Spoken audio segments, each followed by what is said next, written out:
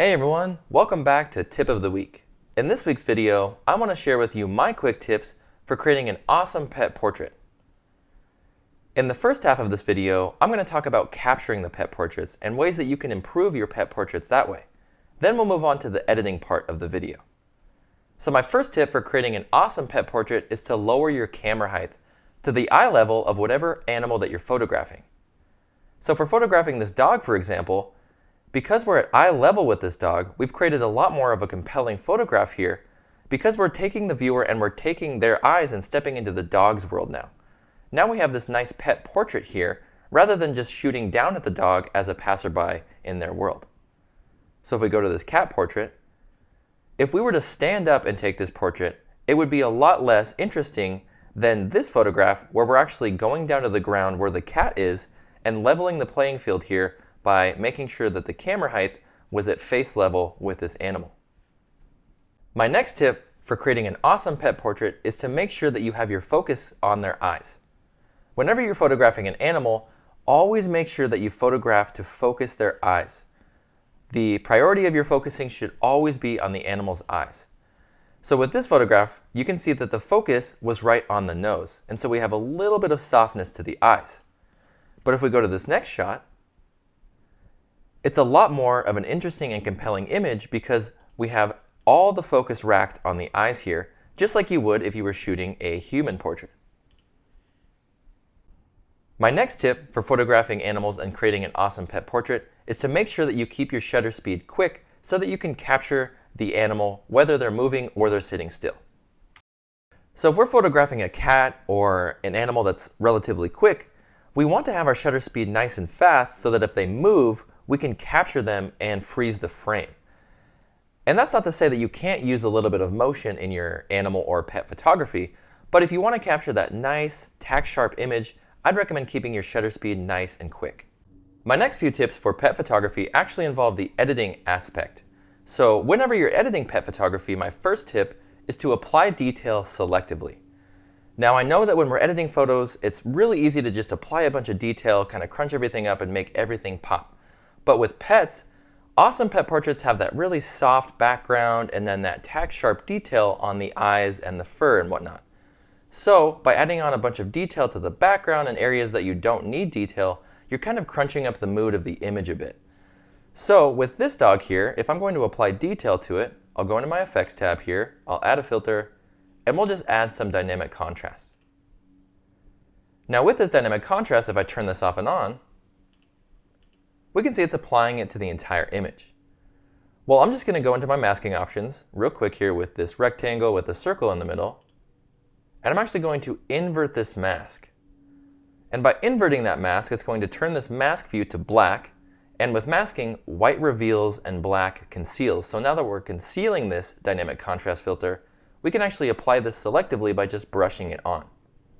So I should have my masking brush selected already. If not, I can hit B on my keyboard to grab it. And I'm just going to increase my brush size with the bracket keys on my keyboard, right about there. And then I need to actually paint in this dynamic contrast filter, so I'm going to switch my mode from paint out to paint in, which I can also do by holding down Shift and hitting X on my keyboard. Now let's go in here and let's just brush the detail on the fur and the eyes so that we're avoiding everywhere around this nice animal here, and we allow for a nice, cleaner portrait. And we allow for a cleaner, more developed portrait. And this will allow for a cleaner, less developed portrait. So now if we head over here, we can see that we have this little mask created, and that's applying that dynamic contrast filter to the areas that we brushed it onto. So I'm just going to go down here into this dynamic contrast area, and I'm going to pull up on this small slider a bit. And that's going to incorporate some small detail, and that's going to pull up these textures here in the fur. So now if I turn this dynamic contrast filter off and on, see how it's only applying that filter and the detail to the dog here, and it's not crunching up anywhere else on the background. You could also apply this technique to photographing close-ups of your dog or cat or pet. Just make sure that you apply the detail just to the areas that are in focus and avoid applying detail anywhere that's blurry or soft. My next tip in editing pet portraits is to use local adjustments so that you can apply certain edits to specific areas on your photograph. So with this cat, for example, I actually like how the background is exposed right now, but I think we could actually add a little bit of exposure to the cat's face here. So a perfect way to do that is to use a local adjustment. I'll just head over to my local tab here. And with this new local adjustment layer, they're automatically set to darken, but you can use any of these presets here and it will automatically create a style in that local adjustment layer. I'm going to go to Reveal Shadows here, and then I'm going to use my masking brush just like we did to paint on the detail, and I'm going to paint this on the cat's face here.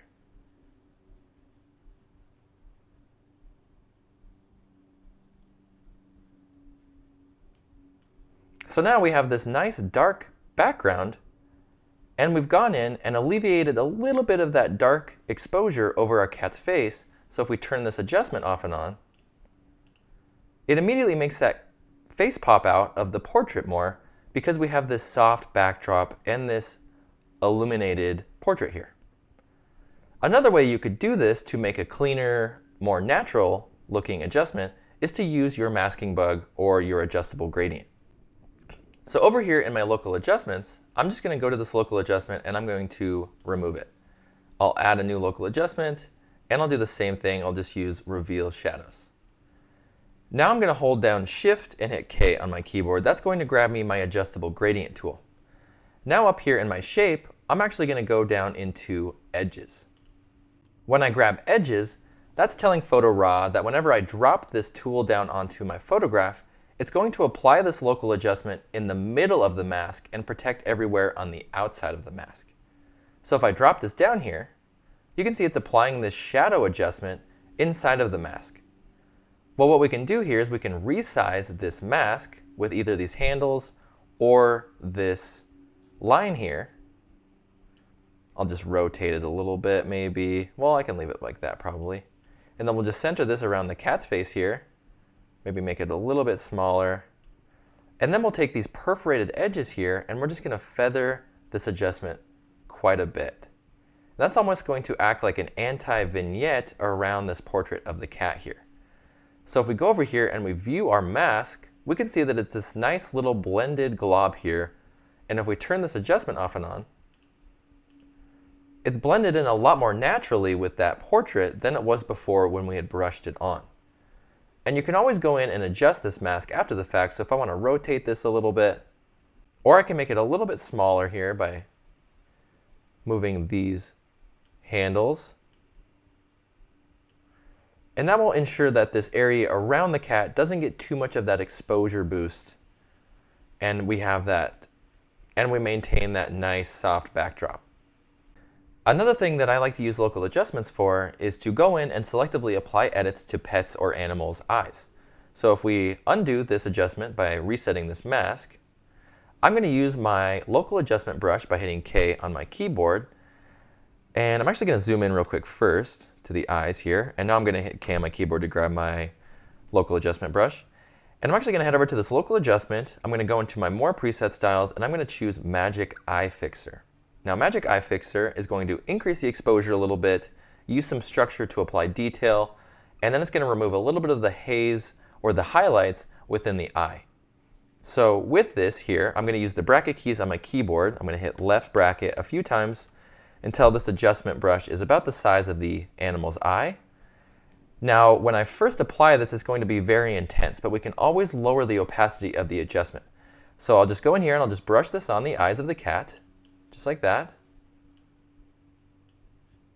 And now, if I zoom out here, and I turn this adjustment off and on, obviously that's pretty strong, so we can always just lower the opacity of that to blend that in a little bit more naturally.